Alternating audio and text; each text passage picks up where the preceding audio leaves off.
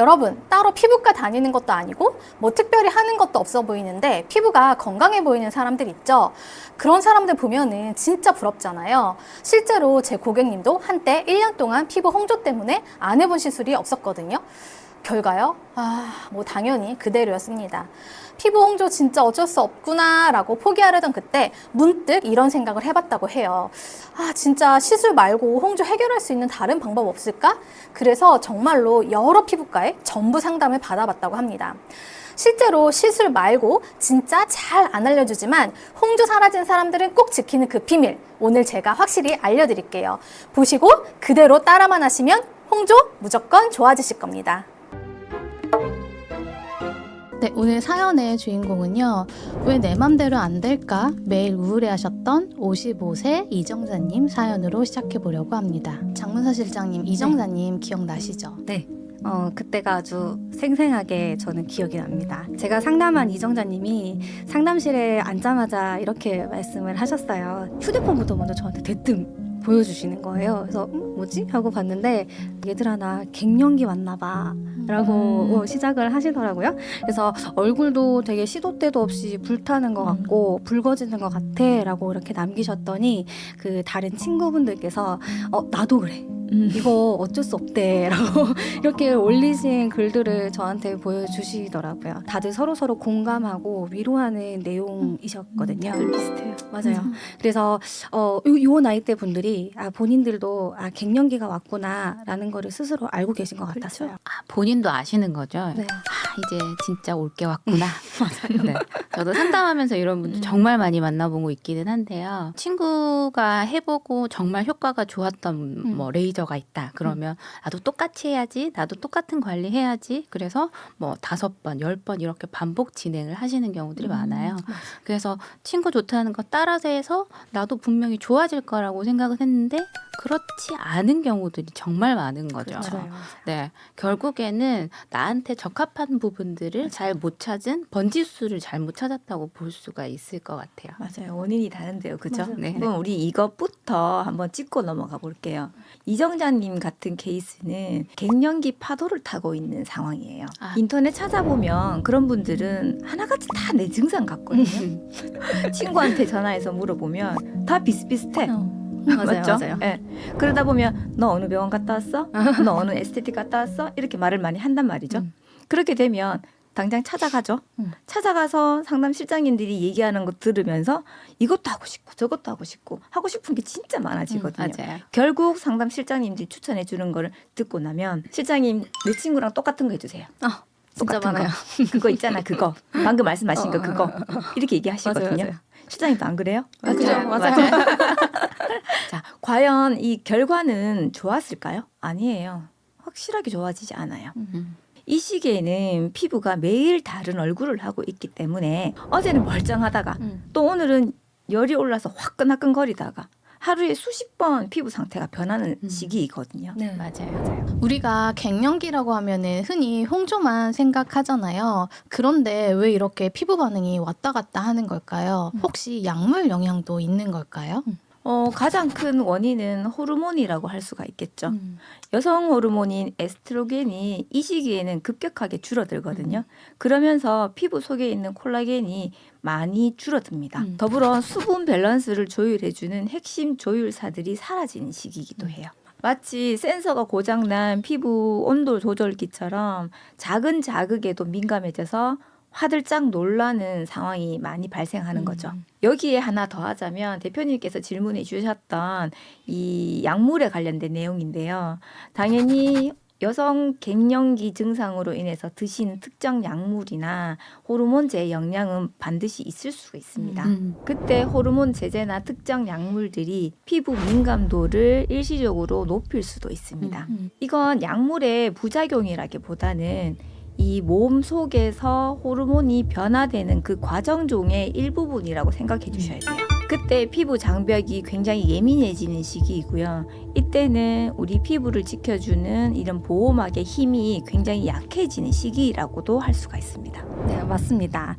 병원에서 아까 이런 피부과나 성형외과에서도 사실 이런 호르몬 변화라든지 그다음에 약물에 영향이 있다라는 이러한 내용들을 일일이 구체적으로 설명을 드리기에는 사실은 진료 시간이 조금 짧잖아요. 그래서 맞아요. 핵심적인 얘기만 해야 하다 보니까. 그래서 어쨌든 시술을 하시고 나셔서 집으로 가셔서 이제 홈케어라든지 유지 관리를 해야 하는 것들은 사실은 고객분들의 몫인데 이런 것들을 자세하게 설명해 주는 병원이 잘 없잖아요. 바쁘죠. 그래서 고객들은 그걸 잘 모르니까 자꾸 뭔가 홈케어를 잘해야 된다는 느낌보다는 더 센 시술, 더 강한 시술, 완전 공감. 더 최신 시술을 한 방에 해야겠다. 하고 가야 되잖아요. 맞아요. 그래서 그런 것들만 자꾸 생각을 하시니까 이게 악순환이 반복이 되는 것 같아요. 네, 맞습니다. 그래서 이 시기에 무리하게 레이저를 하려고 하시는 분들이 되게 많기는 맞아요. 해요. 아무래도 피부가 받아줄 컨디션 자체가 되지 않은 상태인데 무리하게 강력한 레이저를 쏘다 보니까 오히려 붉어지고 화끈거려지고 뭐 이 외에도 더 많은 부작용들이 생기는 경우들이 많이 있는 것 같아요. 그런데 이때는 사실 레이저가 문제냐 그건 아닌 것 같고요. 타이밍이 문제인 것 같습니다. 맞아요. 우리 그러면 솔직하게 여기서 얘기를 좀 나눠볼까요?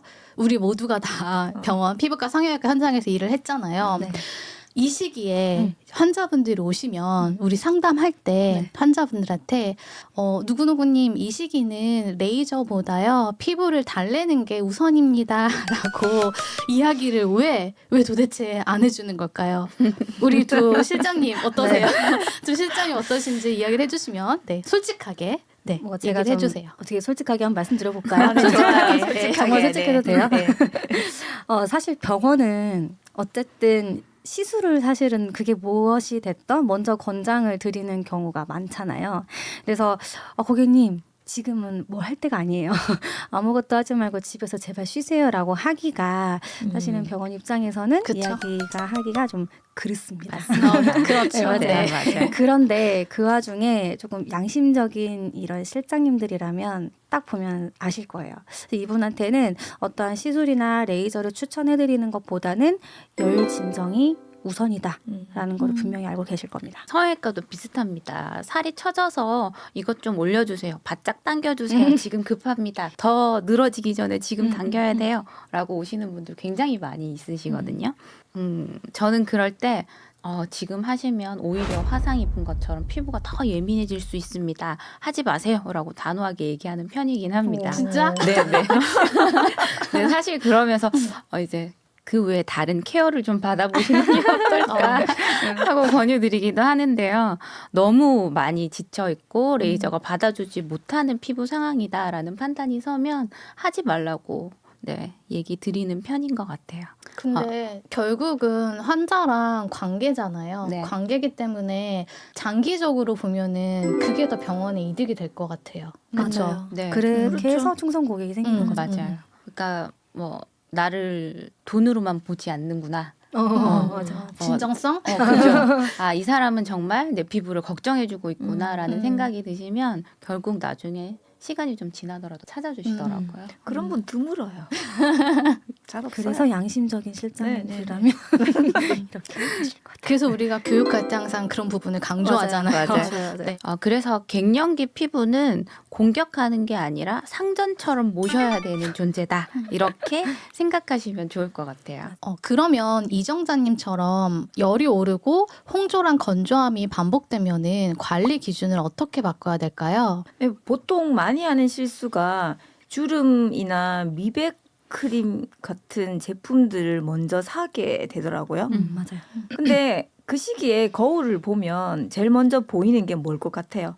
당연히 뭐 피부의 컨디션보다는 주름 보이고 잡티 보이고 기미 보이고 한숨만 나오잖아요. 맞아요. 그래서 당장 주름 크림, 미백 크림 이런 것들의 기능성 제품들을 당장 손에서 내려놓으셔야 돼요. 갱년기 피부에서 제일 중요한 건 가장 먼저 생각하셔야 되는 건 열을 내리는 거와 자극을 주지 않는 것입니다. 그래서 여기서부터는 보습의 개념이 좀 완전히 바뀌셔야 됩니다. 저 평소에는 예뻐지려고 또는 조금 피부가 반짝반짝하게 광나 보이게 하려고 보습제를 쓰셨다면 갱년기 피부가 느껴지실 때부터는 피부를 진정시키고 조금 보호하는 방패 느낌으로 보습제를 사용하시는 것이 정말 좋아요. 그래서 많이 사용하고 계실 이런 번들번들한 영양크림 한 통보다 조금 열감을 네. 말씀하신 것처럼 좀 즉각적으로 내려주고 네. 그리고 시원하고 아주 순한 보습제를 사용하는 게 갱년기 피부에는 최고죠. 네, 맞습니다. 비싼 돈 들여서 시술 받는 것보다 세안하고 난 후에 3분 안에 즉각적으로 보습제를 발라주시는 것이 아주 중요한데요.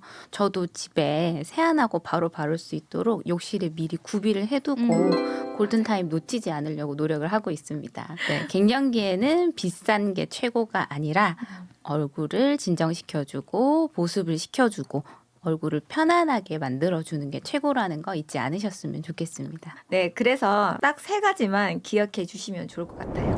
첫 번째, 열을 올리는 행동이죠. 사우나실에 오래 있거나 뜨거운 물로 세안하는 것을 줄이셔야 됩니다. 두 번째, 화장품 개수를 줄이는 피부 휴업령을 선포해 주세요. 세 번째는 피부가 편안해질 때까지 기다려 주셔야 됩니다. 이것만 해도 피부의 붉은기는 절반 이상 가라앉게 될 거예요. 아, 네, 그렇군요, 박사님. 그런데 여기서 잠깐, 이런 경우는 꼭 반드시 병원에 가야 한다. 이런 기준도 있을 것 같거든요. 너무너무 중요한 포인트라서 이 기준도 좀 알려주시면 좋을 것 같아요. 있죠. 지금부터 잘 들으세요. 네. 메모하셔야 됩니다. 네, 적으세요. 갱년기 증상이라고 해서 다 참을 필요는 없다라는 겁니다. 열감이 24시간 동안 내내 지속이 되고 통증이 동반될 때 병원에 가셔야 합니다. 피부가 진물이 나거나 노란 농포가 올라올 때도 병원에 가셔야 합니다. 마지막으로 가려움이 너무 심해서 잠을 잘 수가 없을 때 반드시 병원에 가야 되겠죠? 맞아요. 이런 증상은 단순히 갱년기 증상이라고 하기보다는 이미 피부 염으로 변한 상태이기 때문에 반드시 병원을 가셔야 하는 것을 잊지 않으셨으면 좋겠어요. 솔직히 말씀드리면 오늘 사연의 이정자님은 이렇게 상담을 하시고 난 뒤에 계획되어 있던 시술들을 사실 저는 다 취소를 좀 해드렸어요. 진짜 원장님 어떡해. 싫어하시겠는데요? 맞아요. 원장님 비밀. 네, 그래서 그냥 보내드린 건 아니고 딱 2가지를 바꿔드렸는데요. 평소에 쓰시던 보습제 딱 하나. 그리고 세안 습관을 교정을 해드렸어요. 그래서 최대한 코칭을 좀 해드리고 이정자님도 잘 유지를 해주셔서 2주 정도 뒤에 오셔서 말씀을 하시더라고요. 실장님 피부가 화끈거리는 게 줄어서 너무 좋다고 말씀을 하시더라고요.